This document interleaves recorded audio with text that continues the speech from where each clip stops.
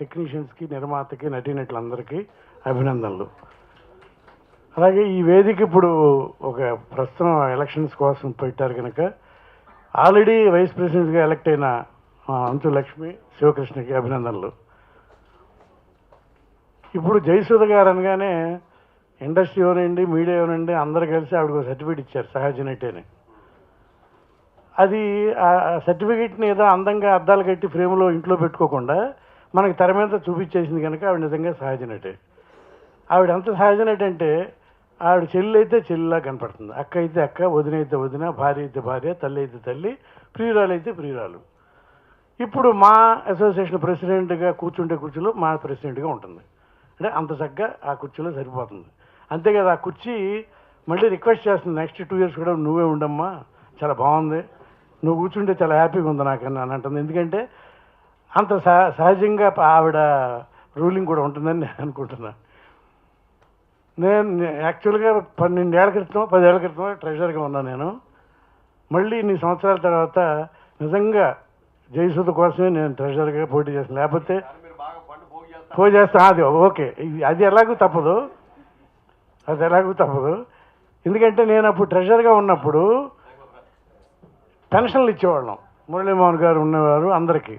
అప్పుడు నేను సంతకాలు చేస్తుంటే చాలామంది పేద కళాకారులకి పెన్షన్ మీద, చెక్కు మీద సంతకం పెడుతుంటే నాకు చాలా ఆనందం వేసేది. అంటే వాళ్ళకి పెన్షన్ చెక్కు ఇస్తున్నందుకు. మళ్ళీ ఇప్పుడు నాకు ఆ అదృష్టం, అంటే నేను గ్యారంటీగా చెక్కులు నా చెయ్యాలనేదే. ఎందుకంటే కోట్లు ఎప్పుడు సంతకాలు పెడుతుంటుంది. నా బ్యాక్గ్రౌండ్ మీకు తెలుసు, కోట్లు అంటే నాయి కాదు, ఇతరుల చెక్కుల మీద రకరకాలుగా. ఏంటో మరి నేను పుట్టిన అంటే ఏజ్ ఆఫీసులో వెళ్ళటమే కోట్ల చెక్కుల మీద సంతకాలు పెట్టడం మొదలెట్టాను. నా జీవితం అంతా చెక్కులు రాయటం, సంతకాలు పెట్టడం, ఏదో ఒక దాంట్లో సెక్రటరీ, ట్రెజరరు, ఏదో ఒకటి.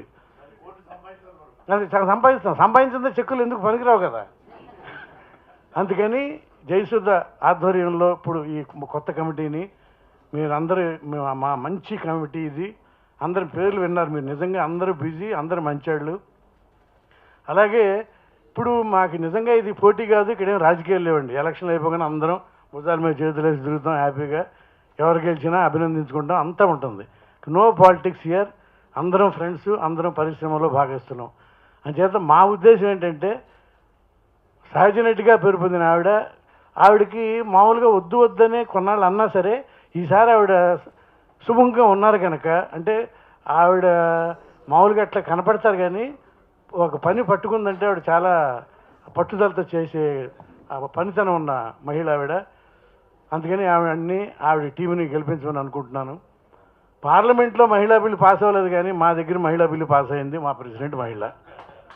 అందుకని ఆవిడ టీంని బ్రహ్మాండంగా గెలిపించమని. అందరూ మంచివాళ్ళే ఇక్కడ, మీ ఫేస్ మా హేమ ఎప్పుడు నవ్వుతుంటుంది. ఈవిడ అసలు ఎన్టీ రామారావు గారు సెలెక్ట్ చేసిన సీత, ఆవిడ మేము పెట్టిన శివపార్వతి, ఆవిడ జయలక్ష్మి, వీళ్ళందరూ, నిర్మల గారు, అందరూ మంచివాళ్ళు ఉన్నారు. మేము గ్యారంటీగా అందరూ ఈ ఎలక్ట్ అవుతారు. ఈ 7 మాట్లాడుతుంటే మేము వింటుంటాం మీటింగుల్లో అని అనుకుంటున్నాను నేను. Thank you sir.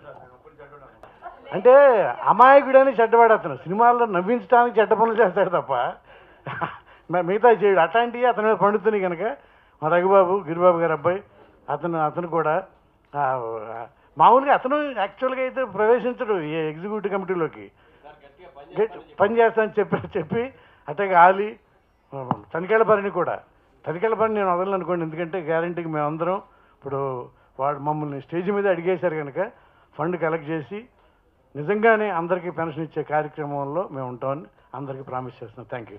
నాకు కావలసింది ఆపకూడదు కాదు, అసలు సినీ ఆర్టిస్ట్ అసోసియేషన్ స్థాపించింది మేము 5-6 కలిసి చేసాం. అప్పుడు